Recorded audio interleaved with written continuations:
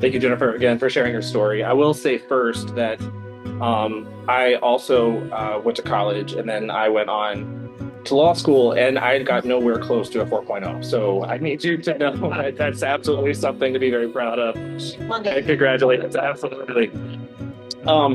So to answer your question, the short answer is, do I support a housing first approach? Yes, absolutely. I will talk about that, but a couple of things to talk about before we get there. The Supreme Court of the state of Wisconsin has done a lot of things recently, and some of the news we hear about are new maps. But before they got to new maps, they changed the eviction rules in CCAP in September. And they reduced the number, if you don't know, they reduced the number of years you can see in CCAP from 20 years down to 2 years, which means people aren't being held to standards that they may have been held to when they were 18 years old if they're 38 years old. Think how crazy that was before the Supreme Court changed that. The Supreme Court can do other things. So advocacy groups like Esther and advocacy groups like a tenant resource center could advocate to change what you're able to see on your record. I think those things should happen. I think that the city should play a role in that with advocacy groups. The other thing I'll mention is mental health and addiction services.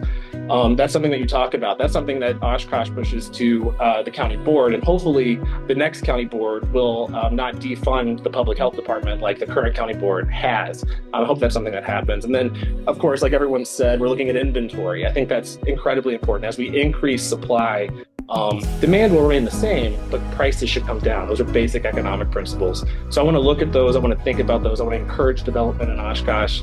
And the last thing I'll mention is I met with the Oshkosh Housing Authority, which is combined with the Winnebago area, with the Winnebago County Housing Authority. And I said, what do you need? What would you ask if you could ask? And they have a lot of regulation from HUD.